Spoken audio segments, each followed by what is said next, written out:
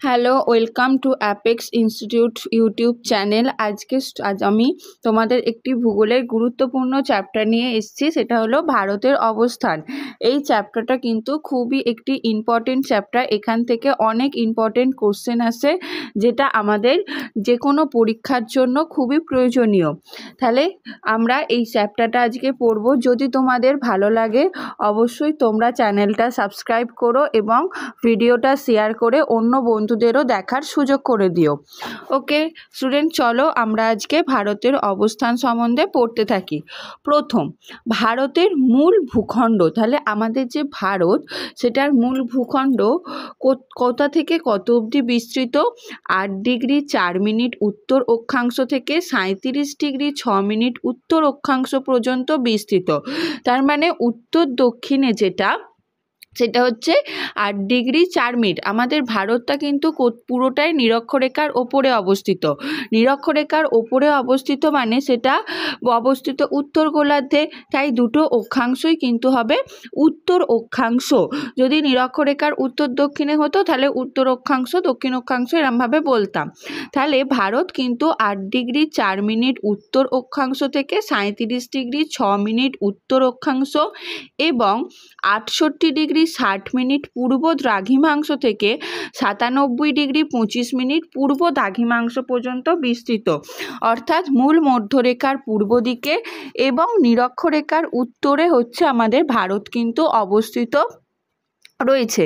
তাহলে কি জানতে পারলাম আমরা এখান থেকে, যে ভারত উত্তর পূর্ব গোলার্ধে, নিরক্ষরেখার উপর দিকে মানে হচ্ছে উত্তর দিক, তাই উত্তর গোলার্ধ বলছি আমরা, নিরক্ষরেখার উপর দিকে বলে উত্তর, আর মূল মধ্যরেখার দিকে বলে সেটাকে পূর্ব গোলার্ধ বলা হচ্ছে। ভারত কিন্তু পৃথিবীর বৃহত্তম একটি গণতান্ত্রিক দেশ, এটি আয়তনে সপ্তম। এবার আমাদের সব থেকে যে ইম্পর্টেন্ট এখানের পার্টগুলো হলো, যে ভারতের কোন দিকে কি বিন্দু আছে সেটা সম্বন্ধে আমাদের জানতে হবে। ভারতের উত্তর দিকে মানে একদম ওপরের সর্বশেষ বিন্দু হলো কারাকোরাম পাসের নিকট ইন্দিরা কল। মানে ভারত যে তার একদম আমাদের এরকম নর্থ সাউথ, এই একদম ওপরে হচ্ছে সর্বশেষ কারাকোরাম পাসের নিকট ইন্দিরা কল। দক্ষিণ দিকের মূল ভূখণ্ডের সর্বশেষ বিন্দু কেপ কুমারিন।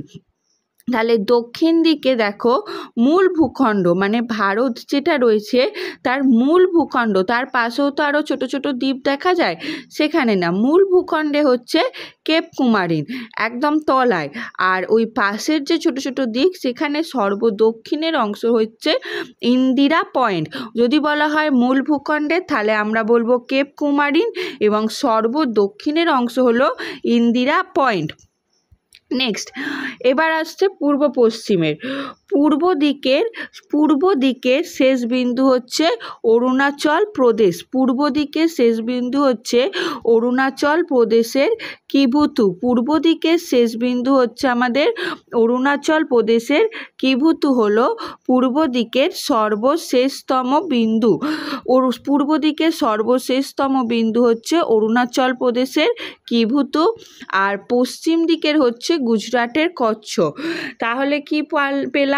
উত্তর দিকের হচ্ছে ইন্দিরা কল, নিচে হচ্ছে ইন্দিরা পয়েন্ট আর কেপ কুমারিন। পূর্ব দিকে হচ্ছে অরুণাচল প্রদেশের কিবুথু, আর সর্বশেষ পশ্চিম দিকের হচ্ছে গুজরাটের কচ্ছের ঘুমারমতি। আচ্ছা, ভারতের উপর দিয়ে কিন্তু কর্কটক্রান্তি রেখা গেছে, যেটা 8টি রাজ্য, ভারতের উপর দিয়ে কর্কটক্রান্তি রেখা একদম বলতে গেলে ভারতের মাঝ বরাবরই গেছে, 8টি রাজ্যর উপর দিয়ে গেছে। কি কি? গুজরাট, রাজস্থান, মধ্যপ্রদেশ, ছত্তিশগড়, ঝাড়খণ্ড, পশ্চিমবঙ্গ, ত্রিপুরা এবং মিজোরাম। পশ্চিমবঙ্গের কোথা দিয়ে গেছে বলো তো? পশ্চিমবঙ্গের কিন্তু নবদ্বীপের ওপর দিয়ে এটা গেছে। পশ্চিমবঙ্গের নবদ্বীপ আমাদের এর উপর দিয়ে গেছে। আর 8টি রাজ্যের নাম কিন্তু আমাদের অবশ্যই এটা মনে রাখতে হবে। নেক্সট পরের যাই, ভারতের প্রমাণ সময়। সব জায়গাকারই একটা করে প্রমাণ সময় আছে, সেরকমই ভারতের প্রমাণ সময়টা কোথা দিয়ে গেছে, 82 ডিগ্রি 30 মিনিট পূর্ব দ্রাঘিমা, যেটা এলাহাবাদের উপর দিকে গেছে। এবার ভারতের দেখলে পূর্ব পশ্চিমে অনেকটা ডিস্টেন্স আছে, তাই পূর্ব পশ্চিমের সময়ের পার্থক্য হচ্ছে 1 ঘন্টা 56 মিনিট পূর্ব পশ্চিমের সময়ের পার্থক্য। এবার ভারতের দেখো নিচের দিকটা কিন্তু, যে নিচের এই পোর্শনটা পুরোটাই কিন্তু উপকূল ভাগ। এই উপকূল ভাগের কোনখানটাকে কি বলা হয়? প্রথমে এখানটা কি আসছে, গুজরাট আর দমনদিউ নিয়ে গুজরাট উপকূল। তারপরের টুকু রয়েছে মহারাষ্ট্র আর গোয়া নিয়ে কোঙ্কণ উপকূল, কর্ণাটক নিয়ে কন্নড় উপকূল, তারপরে কর্ণাটক, তারপরে কেরালা নিয়ে মালাবার উপকূল কেরালা, তারপরে এদিকে তামিলনাড়ু হচ্ছে করমণ্ডল উপকূল, উত্তর সরকার হচ্ছে অন্ধ্রপ্রদেশ, আর উড়িষ্যাকে বলা হয় উৎকল উপকূল। এই প্রতিটা উপকূলের নাম সেটা কোন রাজ্যকে বলা হয়, কোন উপকূল ভাগকে বলা হয়, সেটা কিন্তু আমাদের অবশ্যই মনে রাখতে হবে, এটা কিন্তু পরীক্ষায় আসে। এবার ভারতের তো সমান না, কোথাও পর্বত, কোথাও মালভূমি, কোথাও মরুভূমি, কোথাও সমতল ভূমি দেখা যায়। তাই ভারতে কিন্তু এক একটা স্থানের উচ্চতা এক এক রকমের হয়। তাহলে ভারতের উচ্চতম স্থান কিন্তু কাঞ্চনজঙ্ঘা, নিম্নতম স্থান কেরালার কুট্টানাথ। এই কেরালার কুট্টানাথকে কিন্তু ভারতের নেদারল্যান্ডসও বলা হয়, কেরালার কুট্টানাথকে ভারতের নেদারল্যান্ডসও বলা হয়। শীতলতম স্থান লাদাখের দাস, গরমতম স্থান রাজস্থানের চুরু, সর্বাধিক বৃষ্টি মেঘালয়ের মৌসিনরাম, মেঘালয়ের মৌসিনরাম নামক একটা গ্রাম। এবার সর্বনিম্ন বৃষ্টিপাতযুক্ত স্থান হচ্ছে লাদাখের লে, সর্বনিম্ন বৃষ্টিপাতযুক্ত স্থান হচ্ছে লাদাখের লে।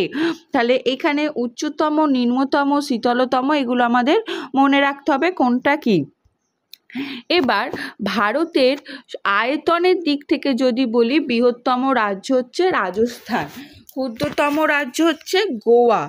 আয়তনের দিক থেকে বৃহত্তম জেলা গুজরাটের কচ্ছ, ক্ষুদ্রতম জেলা পুদুচেরি, বৃহত্তম কেন্দ্রশাসিত অঞ্চল জম্মু কাশ্মীর, ক্ষুদ্রতম কেন্দ্রশাসিত অঞ্চল লাক্ষাদ্বীপ। এইগুলো কিন্তু মনে রাখতে হবে, এখান থেকে প্রতিটা লাইন থেকে কিন্তু কোশ্চেন আসে, এগুলো তোমরা অবশ্যই নোট ডাউন করে নেবে, এরকম ছক করেই নোট ডাউন করবে, তাহলে মনে থাকবে। এটা গেল আয়তন। তারপর হচ্ছে জনসংখ্যার দিক থেকে, জনসংখ্যার দিক থেকে বৃহত্তম রাজ্য হচ্ছে উত্তরপ্রদেশ। আয়তনের দিক থেকে কোনটা বললাম বৃহত্তম, আয়তনের দিক থেকে বৃহত্তম হলো রাজস্থান, আর জনসংখ্যার দিক থেকে বৃহত্তম হলো উত্তরপ্রদেশ। জনসংখ্যার দিক ক্ষুদ্রতম রাজ্য হচ্ছে সিকিম, জনসংখ্যার দিক থেকে বৃহত্তম জেলা মহারাষ্ট্রের থানে, আর ক্ষুদ্রতম জেলা অরুণাচল প্রদেশের ডিহং। এগুলো সবই হচ্ছে জনসংখ্যার দিক থেকে। এবার তারপরে ভারতের আন্দামান আর নিকোবর, এইগুলো আমাদের মনে রাখতে হয় কোনটা কোনগুলোকে পৃথক করেছে। আন্দামান নিকোবর দ্বীপপুঞ্জর মধ্যে দিয়ে 10 ডিগ্রি চ্যানেল গেছে, মালদ্বীপ ও লাক্ষাদ্বীপের মধ্যে দিয়ে 9 ডিগ্রি। তাহলে আন্দামান আর নিকোবরকে ডিফারেন্ট করেছে, পৃথক করেছে 10 ডিগ্রি চ্যানেল, মালদ্বীপ ও লাক্ষাদ্বীপকে ডিফারেন্ট করেছে 9 ডিগ্রি চ্যানেল, মালদ্বীপ ও মিনিকয়ের মধ্যে দিয়ে গেছে 8 degree channel. Line of actual control বা এলএসি গেছে ভারত ও চীনের মধ্যে দিয়ে, দুটোকে পার্থক্য করেছে। আর লাইন অফ কন্ট্রোল, এটা লাইন অফ অ্যাকচুয়াল কন্ট্রোল, আর এটা লাইন অফ কন্ট্রোল বা এলওসি, এটা ভারত ও পাকিস্তানের মধ্যে দিয়ে গেছে, দিয়ে দুটোকে পাক অধিকৃত কাশ্মীর, পাকিস্তানের থেকেও পাক অধিকৃত কাশ্মীরের মধ্যে দিয়ে গিয়ে দুটো জায়গাকে পৃথক করেছে।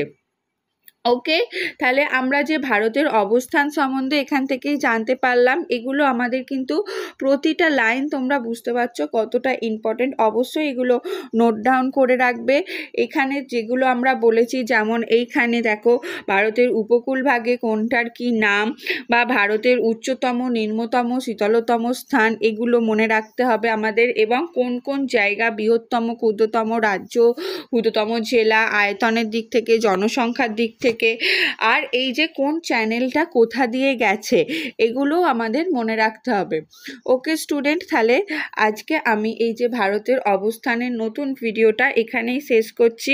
তোমাদের যদি ভিডিওটা ভালো লাগে তবে অবশ্যই ভিডিওটা লাইক করো এবং চ্যানেলটা সাবস্ক্রাইব করে দিও। এরকম আরও নতুন নতুন ভিডিও তোমাদের সাথে এসে আমি হাজির করব, এবং ইতিহাস না, প্রতিটা সাবজেক্টেরই এরকম ভিডিও তোমরা পেতে থাকবে। ওকে, থ্যাংক ইউ স্টুডেন্ট।